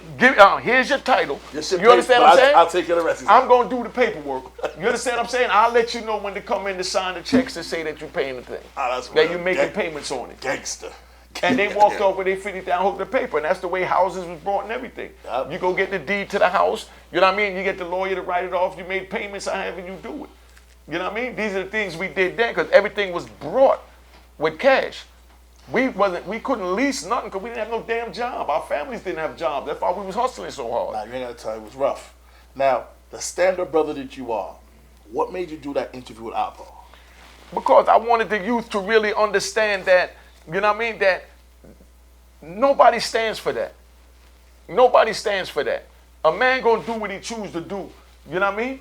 At the end of the day, if he's comfortable when he lays his head on the pillow, that's all that matters to him. You said that. You understand? Yeah, I'ma stand on that. You understand? But I don't agree with none of that shit. I told him in his face I don't agree with it. I see you And he saying looked in the camera and he told y'all in the camera that he don't like snitches, he don't like rats, and he don't like government informants. But everybody tried to run past that coming out his mouth to go to how he tried to justify it. But when a man tells you a fact, it don't matter what's said after that. You understand what I'm saying? So I feel my mission was accomplished, and that tape wasn't meant to disrespect anybody. You know what I mean? Big shout out to Pat Porter and the whole, Porter family. I love them to death. You know what I mean? That's my sister. Shout out to you know what I mean? I used to Porter party family. with Pat. Pat, good Shout out people. to the Porter You know what I family. mean? Big shout out. You know what I mean? And that was definitely no disrespect, but I just felt that the youth needed to hear out of his mouth, you know what I mean? That they need to shut the fuck up, period. Shut the you know fuck what I mean? up. And that was the whole point. You know what I mean? You And accomplished it, I too. think that I accomplished that when he looked in the camera and said he don't like snitches, he don't like rats, and he don't like government informants. He may be gone, but those words are still here. People might try and grab the other words that were said and twist and turn, but the fact is he looked in the camera and told you how he felt about that. So there is a rule.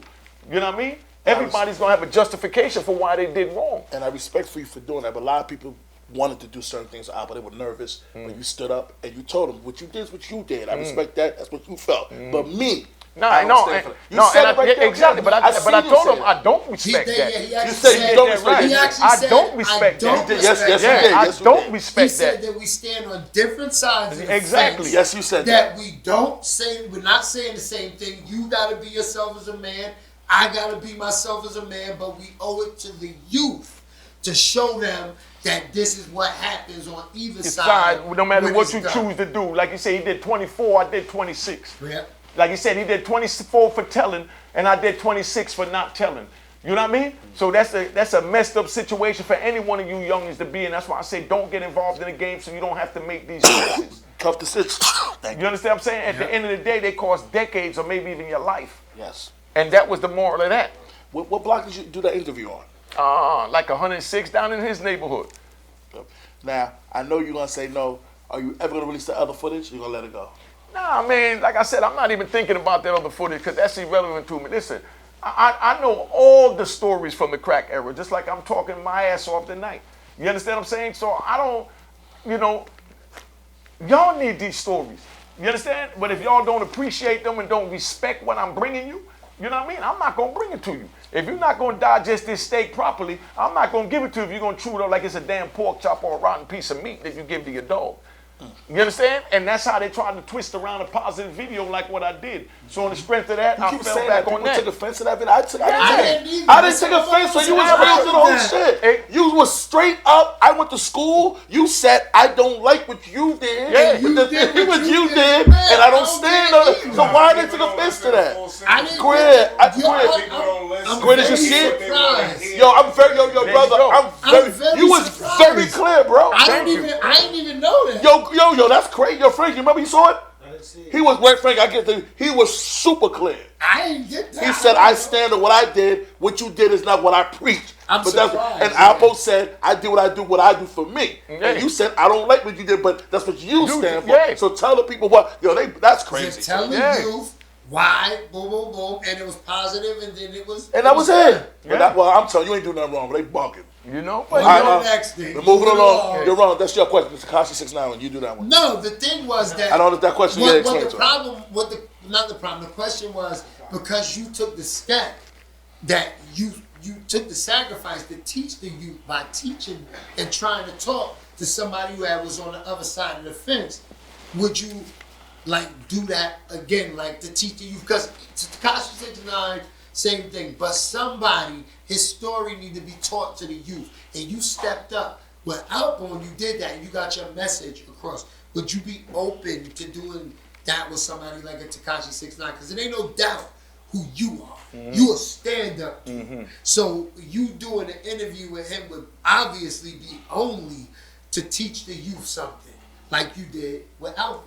Nah, see, the thing with the ALPO one, it touched close to a lot of my friends, you know what I Right. mean, from that era. Right. You understand what I'm saying? And, the last thing I want is any one of my friends to feel like I'm disrespecting our legacy. So then that's it. You understand what I'm saying? Yes. So that's where I'm at with that. You understand what I'm saying? Because it was never meant to disrespect any of our legacy or respect any of us that took a loss. Some of your friends felt that way? You know what I mean? Some of your friends Of course, some people felt that way. You already know I that. didn't see You know what I that, mean? though. I don't understand. Yeah, but I mean, but that's why I'm letting it be known that that was never the purpose. Because you was clear. That's I why. was emphatically clear. You understand what I'm saying? Yo, I understood that shit like it was yesterday. Come on, man. Yeah. It just hit you now, right? Because Ron, you didn't think that. Yeah, because you know me, you talk about everything. I'd be like, Ron, he's bugging. I said, you kept it 100, right? I said, you kept that shit in 100. front of his face. In front of his face. You didn't back down nothing right here. You was side by side with In him. front of his face, he said, I don't like what you did. Yeah. But moving As along. a man, you're moving along. moving Okay. along. So you answered this kind of, I just want to ask you again. So, and you can do it quick. So you did 26 years. Would you tell the youth about doing crimes and snitching to get out of it? Because I'm big on that, because when I did my thing back in the day, they tell you either you're going to get killed or you're going to go to jail. But you can't tell. What do you mean? Tell them to do the crime? No. Meaning, let me say it slowly. He's saying like what would you tell about the kids? Like, you already answered it. You said don't do the crime. But if you do the crime, show me to shut the fuck up. Yeah. That's it. Question answered. That's what he said. Emphatically, no cat, no dog. No, they took your mother. No, your elephant. Shut Like I said, the my fuck mother up. went on the run for 7 years. I haven't seen my mother from 1993 until 2012. From 1993 to 2012. That was like 18 years. And you know what she did? She shut the fuck up. Hey, She you did know what I 7 mean? years, So that's why I'm she telling them ran that out. y'all ain't trying to be taken away from your mother as much as y'all ain't listen to them and all that. Y'all don't want to be here for your mother for 18 years, my nigga. Damn near 2 decades. That shit hurts, man. My mother came to see me using a walker when we was in the club dancing. We was doing a wop and all that. Shout out to your mother, bump, man. you know what I mean? Stand up woman, man. Stand up, man.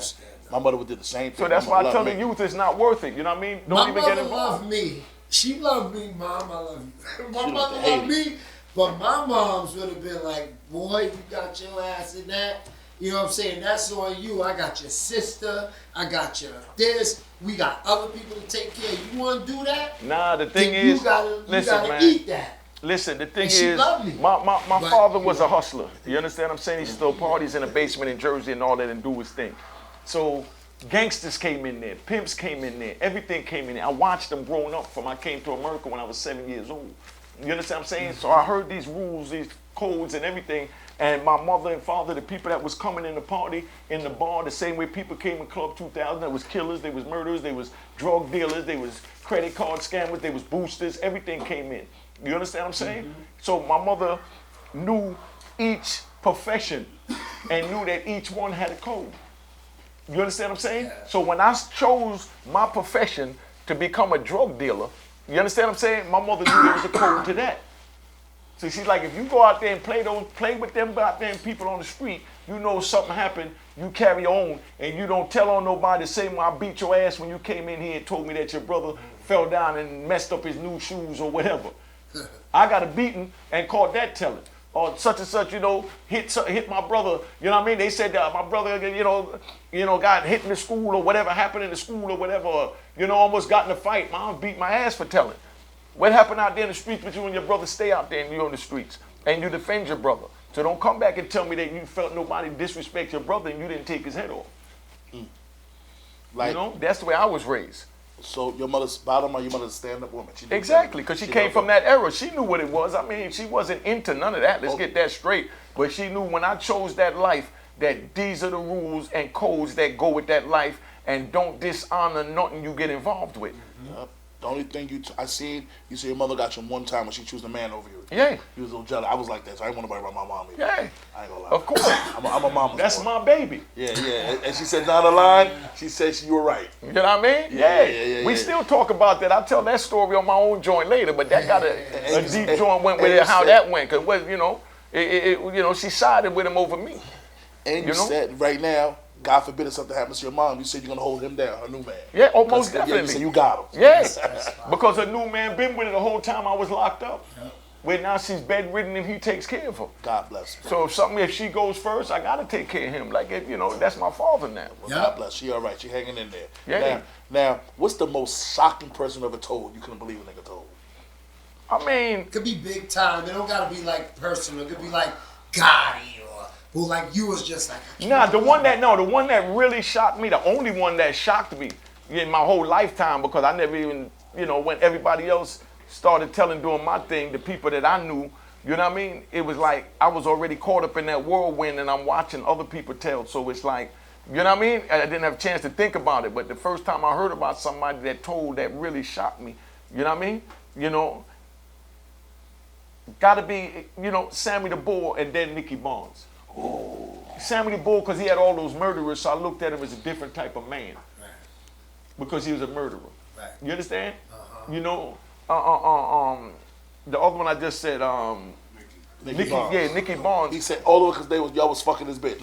Yeah, I mean, that's an excuse that they make. But what I'm saying is, I didn't really even pay that no mind. You understand what I'm saying? I didn't even process that one. But when Sammy the Bull told, when John Gotti was going so hard,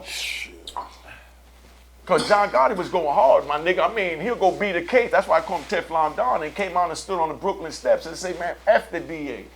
You know what I mean? Fuck y'all, you'll never get me. All of that.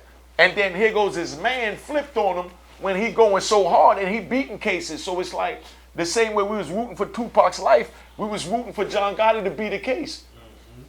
Even us blacks. Because he's the one standing up to the government. So we was rooting for him. So when he told, we knew he was going down. It's like, damn, this nigga told. And then when he got 5 years for telling. That was crazy. Man, he talking for about killing, 19, over 20, 30 people. And he got 19 bodies, maybe more than that. Yeah. That's crazy. All right. So now, you opened the ADX. I seen that, underground jail. Did they put you there by mistake, or it was a reason? Nah, man, they put me there from the Lewisburg riot. With the tear gas and all that I'm saying, with the stabbing of the police, all of that is what brought me up there. You know what I mean? Listen, man, one thing the government don't want, you don't touch the police. You understand what I'm saying? Period. Okay. You don't touch the correction officer. Period. Shot didn't kill your ass. You understand what I'm saying? They don't play that shit. They broke my ribs and all that. I'm about to say that shit. Swole my nuts up. I know they went. I know, man. I'm glad you here, baby. Man, they beat me. I know they went to work on you. Man, they beat me half to death. Knocked out my 4 front teeth with an axe handle. Ooh. Man, they terrorized me, my nigga. Damn. Man, them white people wasn't playing with me. Damn. Come on, my nigga. Guess what? Guess what? You still here. You still here. Them white people wasn't playing with me. I know that to go to work. Did you hear what he said? What? They knocked out his 4 front teeth with an axe handle and broke his ribs. Because back then, the police, when I got there in 93, 94, 95, all the way up until then, after they did all of that shit to me with them goddamn axe handles and shit, the police was allowed to carry batons in the prison, in the federal prison. You understand? And they had this one big ass cop named Rambo in Lewisburg, used to wear red suspenders. Y'all know who Rambo is, that was back then. You know what I mean? Rambo carried an axe handle, my nigga. Shit. And when you first that was his baton, because he was a big old white boy, like about 6'8", 300-something pounds. Chewing tobacco, spitting it in a big ass bottle with sunflower seeds and calling you a nigga in a minute type shit. So, you know what I mean? So my man stabbed him. Big shout out to Bernard Goins. I met Bernard Goins when I went up there to ADX. I'm like, you shot at the man out stabbing a nigga. He's stupid. Yeah. He was saying this guy was with the red suspenders, man, all crazy. Come on. My man Bernard punished them. That's what he went up there to ADX for. That's why I met him from Chicago. I think he had GD. If y'all know what he had, tell him to get in touch with me. Look how much stuff he been through. You know? That's a man's man. He ain't gonna tell us about. If you think you tough enough to jump out of 6 stories while you shot 4 times, get your teeth knocked out with an axe, broken ribs, your face cut, then you tell the surgeon, soda white meat, not the brown. Millions to broke to back again. Millions to broke. I ain't saying you broke now, but you back, my man. So you got something downstairs. You ain't that fucking broke. Not thinking you gonna come home to not know how to read, to learn how to read. What's the name of your book again? Raw in Harlem. You know, based on true events. Yeah, man. Yo, you special, brother. You special, man. That's a I survived, my nigga. No, when you got in there, though, when you got in ADX, were you scared? Was I scared? Listen, my first day off the goddamn bus, they had a bunch of white boys in, the riot gear with the big pads and the glass shield and all that. You know what I mean? And they called them the Ninja Turtles, because that's what they looked like back then with all that shit on. When you get off the bus, you got an ass whooping for coming there. After I got my teeth knocked out, the axe hand and all that, my nuts swole up this goddamn big, you know what I mean? And they send me there, they still whoop me. Just for coming there. Because when I went there, it went along with me that I was fighting the police. Nobody fights the police. Who you see fighting the police on TV? Nah, they don't do that shit. They don't play that shit. You understand what I'm saying? And we talking about in a prison, my nigga. They look at like if you gonna step to me, you don't respect nothing in my institution. So we're gonna work you over. Let's get this. What? They're gonna wear your ass out. And all the white boys, it's over 6'5". Yeah, they big boys. Now, I know people went to jail. There's moments when you're almost broken. Was there any time that you was like, yo, what was the hardest part of the bid that almost broke you that you don't want no youth to go through? Like you was like, this is crazy. Every night thinking about my kids growing up without me. That was the moment. That was the whole bid. Because you know your girl might send you a picture, you know what I mean, in June, you know what I mean, and you might not get pictures again till Christmas. And when you look at them, you can see the growth in them where their mothers don't even see it. You see and that's when you know that you're missing it. Damn, look what 6 months did. Or they send pictures, you know, my son was into football, basketball, his mother going to the games, I couldn't go to the games. You understand? They sending pictures in his football uniform. That's breaking a nigga. Okay, that broke you. Almost you had to hang in there though. Yeah, well, I did hang in there because I know I had to get there for them. That's why I'm here. You know, so funny. When I got like my little skid bid, only thing I missed my mom. My mom was so sad. They told me. So that's what made me say I ain't going back, man. And I just said, let me come home and figure it out, man. So I'm gonna say it again, man. Your mom's still alive. You here, man? Yo, you older than me, but I'm proud of you, man. You're a warrior, man. You're a super warrior. So but I was raised that way. You understand what I'm saying? And that's where my brother came in, because that's how he raised me. He said, when you go to jail, you know, they said, when we go to jail, we look out for each other. He went to jail first. You understand what I'm saying? Did 8 years doing my whole run, he was in jail. I took care of him, gave him everything he wanted. You know what I mean? I'm talking about every time I went to bring him, I brought him thousands of dollars. I brought him weed in the visit. I bought weed in the visit to give him and all that. And I asked him for $100 when I was locked up. And he told me he didn't have it. He had bills to pay. Wow. Sorry to hear that, man. Wow. That's crazy. You understand what I'm saying? That's crazy. So, you know anybody who hustled when you was hustling, never did jail time and never tell nobody, escaped and made good for themselves? Oh yeah, I know a bunch of them. I still see them right now, and they're doing real good. That's there's a whole bunch that got out. And you're not hating on them. You're not even mad. Hating on them, I love them. Listen, my nigga, when I was in prison and I'm watching Dougie Fresh move up and Puffy move up, you understand what I'm saying? And Naughty by Nature move up and SWV move up and Latifah move up. You know what I mean? I felt proud. I felt proud, man. All right, good. You like me, you're not a hater. I love to see people win. And I felt good, man, just watching my people move up. Big shout out to Lily from SWV. I'm the one that helped her get signed, you know, with Kurt Woodley and all that, you know, through my uncle David Hyatt when they started with the SWV record label at RCA Records. Wow. You understand what I'm saying? So I felt proud to watch her doing the Michael Jackson song and the videos. I'm in jail watching it, but I felt good. That's my little sister. All right. Okay, that's good. Shout out to not being a hater, man. Clap that, man. I'm a sucker, man. They don't like people to do that. You're not bitter, man. I love that. One thing I'm gonna give, I remember your mom, you was still in Jamaica and your mom went to the US and she worked her butt off to get you and your family here, right? Mm-hmm. Like you not doing my research, you had buck toe. I mean, no shoes, no nothing. Yeah, when you buck your toe, you know, you run around with no shoes and you know how you walk and you hit the front of your sneaker on something. Yeah. Imagine doing that with no shoes on. You're going to skin your joint up. Big ass scab on your toe that's going to be there for at least a week till it heal up. Yeah, buck toe. Shout out to buck toe. Yeah, you bucked your toe, you know? You bucked your toe. Yeah. So I'm just saying it because my mom is not here no more, but 30 of my people from the great grew up with me. My mom got all of them their green cards and they all doing successful now. So your mom got your hair. And of course, you went to war and you made something yourself. You paid the piper, but hey, you look good, you happy, am I correct? And that's it. Yeah, and your mom's still alive, man. How do you feel giving Big Genius props to vindication on that Biggie thing? I don't feel I gave him any props of vindication. I mean, I just told the facts. You know what I mean? The facts is the facts, my nigga. You know what I mean? Uh-huh. You know, that's when I was in ADX and I made the call. I mean, that's just the facts. Ain't no vindication. I mean, I don't know what was going on here in the YouTube world. You know what I mean? Yeah. But in the factual world, you know, that's what happened. That man ain't say nothing wrong. He You know, but let me say this. However, and I told him this because me and Gene talked. And, you know, I'm a straight up man. I don't talk behind nobody back and I don't do none of that. You know what I mean? I don't know the side of Puffy that he's talking about because I wasn't with Puffy when he did all of that.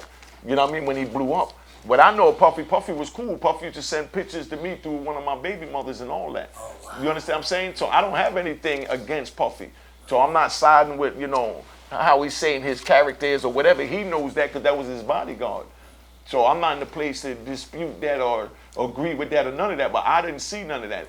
What I know Puffy as was a good nigga. And you just telling your story about you. Nah, I called them because I got word what was going on and that was it.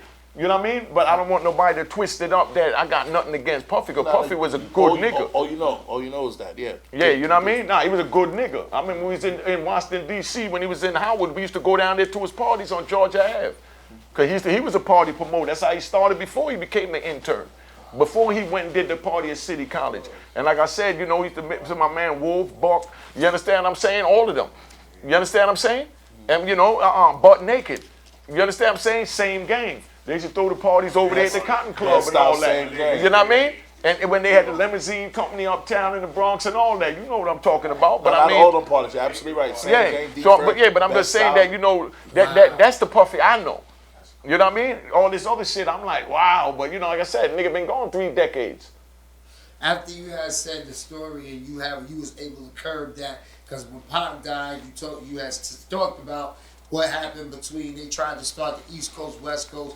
You curbed that, right? Mm-hmm. And then you tried to help out, but it didn't work out, right? But then Big got killed, right? Now I know how New York dudes is. When it was the other way, it was boom. But when Big got killed, did y'all be like, yo, nah, we ain't with that? Or did y'all be like, yo, just the jail, like did the jail go crazy? Was on some East Coast, West Coast, or nah? Y'all was like, yo, we jailing. My nigga, listen, man, listen.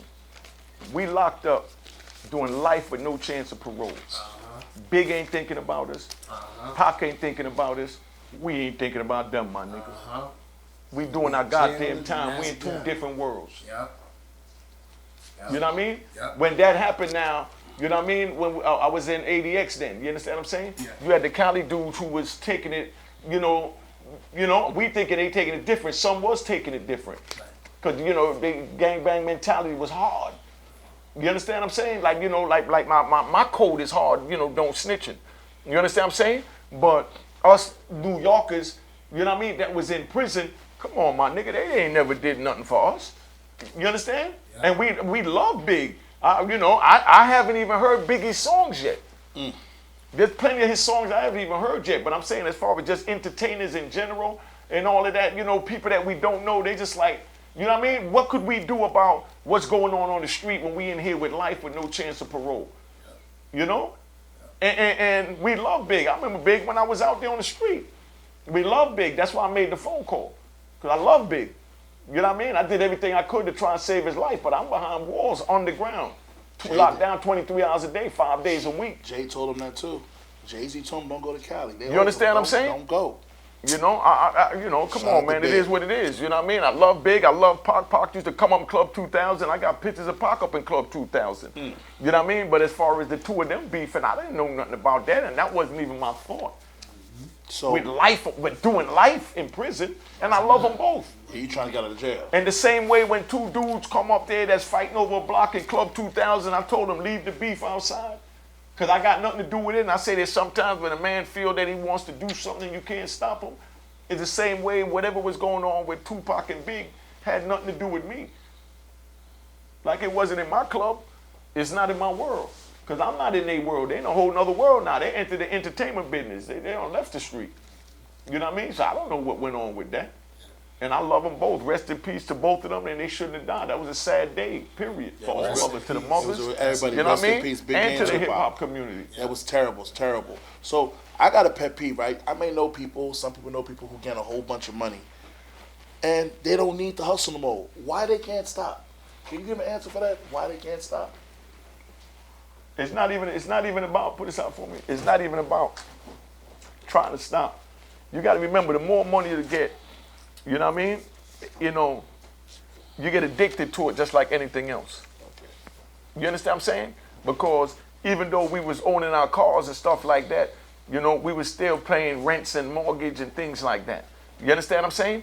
Because, you know, all the apartments that we hustling in, you know what I mean? The penthouse we got to go freak off with, so your girl don't know this, so the homies don't know where it is, because you can't trust the homies either. You understand? All the different stash houses and all that. You know what I mean? The different jewels you want, the different things that caught your eyes, and, you know, the materialistic shit and all that. You keep striving for that when they got to be a cutoff. And that's why I did an interview when I was in Miami with Lil Eric Von Zip, you know, and his girl, you know, because his girl's father was Randy and Rudy from 132nd. That was good. You know what I mean? It was good. And they was the ones that was strong enough to get out the game. I wasn't strong enough to get out the game like that. You know, I stopped selling a key here, key there, or eighth there, eighth there.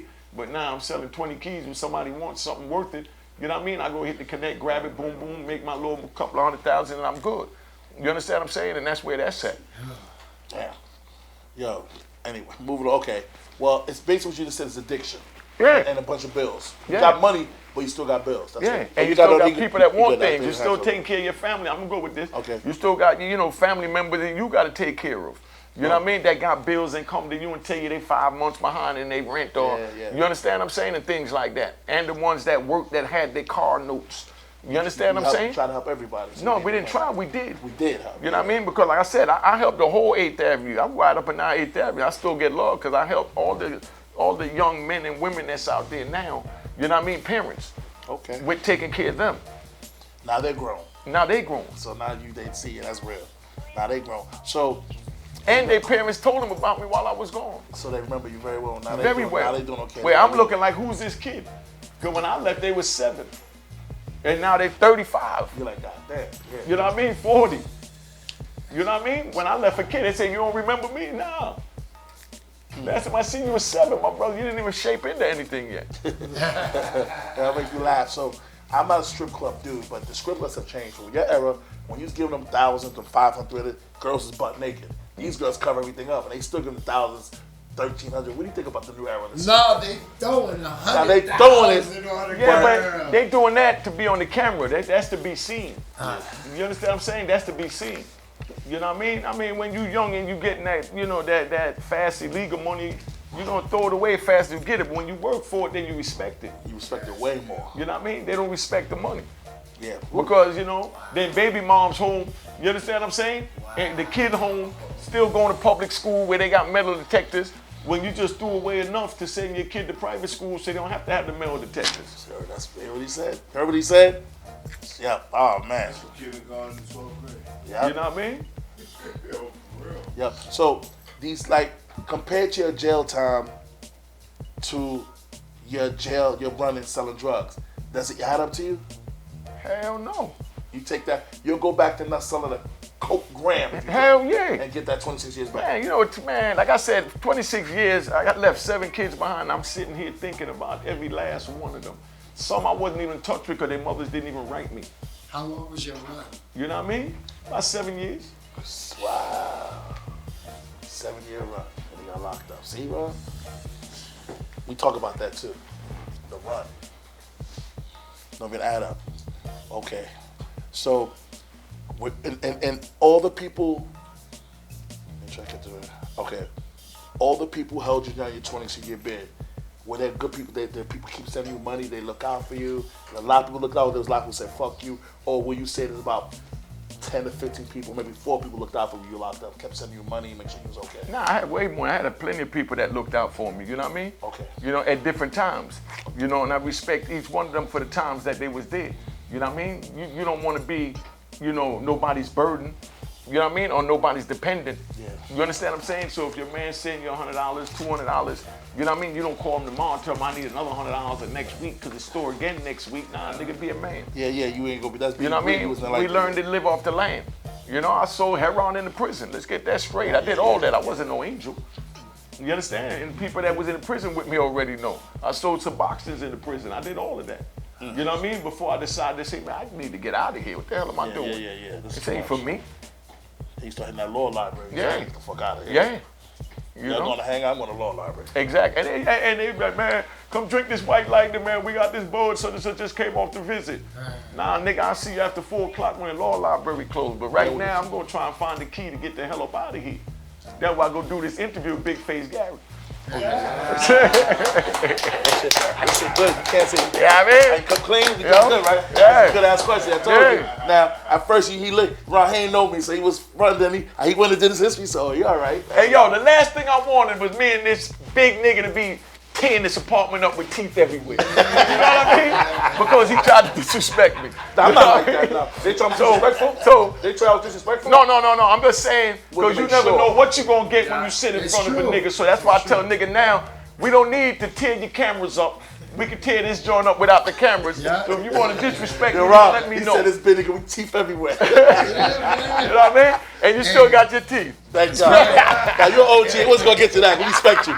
We respect you, baby. You already We know. respect you so much. No. You know? Now, what do you think right now, if you could tell them, if they called you right now to go to ADX still open, right? Yeah. Yo, what can you change here to people do a better bid here? What would you tell them? Like With the change in ADX? Yeah, any prison. I just said ADX. since I prison know. reform, And- like what's the biggest thing you think needs to be changed right now? So much got to be changed, but right Well, now. before you gotta answer that, change it. there's one thing I do want to say. They stopped letting people get college degrees. Why? They should go back to that. I think. Exactly. That's one thing. Bob. Listen, in prison, no in prison, I was lucky enough to get on a compound, Coleman Medium. You know what I mean? It was the first medium I was at. I was only there 2 years out of 26 years. I made it to a medium. But when I got to Coleman Medium, I became a certified electrician, a certified plumber, a HVAC and refrigeration specialist, a culinary aux cook. I got my surf safe, and I'm a mechanic. And I got 3,500 hours of psychological training to find out why I was screwed up. You understand what I'm saying? I'm a certified mentor and a suicide specialist. And I lived with mentally challenged, people in the prison. You go talk a nigga off the roof? You know what I mean? All that. I talk you off the roof. I ain't kill him outside.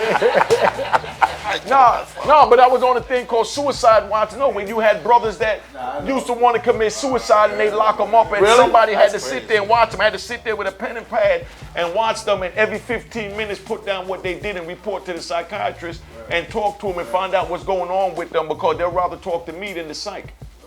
You understand what I'm saying? So when they talk about, man, my girl left me, or my grandmother's sick and my father died, and then my mother died the next week, and my grandmother's in the hospital, she had a heart attack, and I can't take it no more, and I let them know, but you here. You know what I mean? You here for a reason to take care of grandma. You know what I mean? God chose them.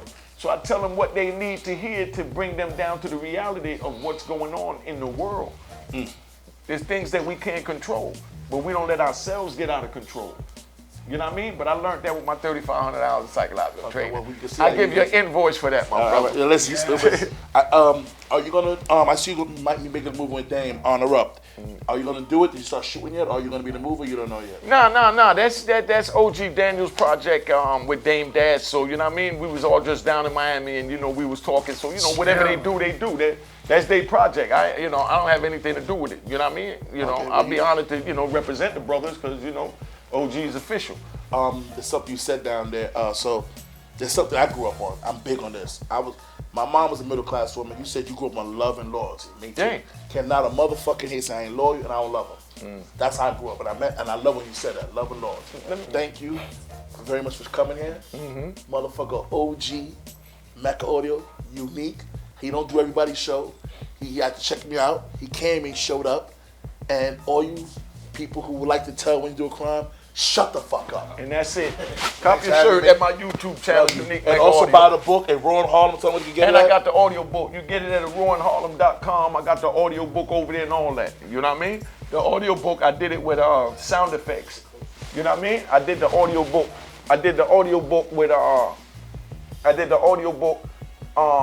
At the studio, and I had like gunshots sitting. When I said, yeah, I got shot 4 times. First, I got shot in the left hip, bow. Got shot in the right hip, bow. Spun me around, I got shot in the head. Oh man, now I'm on the ground. And that's how I did the joint. Like I'm actually telling the story instead of sitting there reading it page for page. So I did it different. So I charged a little more for it. I had to pay for my studio time, my editing. Okay, well, you the do sound that. effects was ridiculous. Yo, I went to Virginia. Big shout out to my peoples in Virginia, man. Vel and them. You know what I mean? I went down to Virginia and I watched them put together the sound effects in the booth.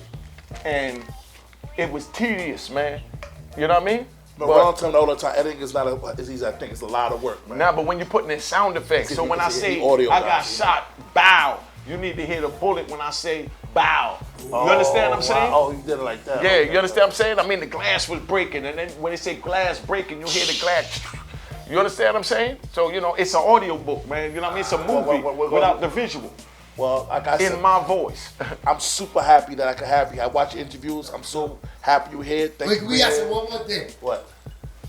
What kind of injuries did he sustain when he jumped off that 6-story building? He said it earlier. Oh man, you know, I got some tiger scratches on my back. I got all types of shit, man. You know what I mean? But I didn't break a bone.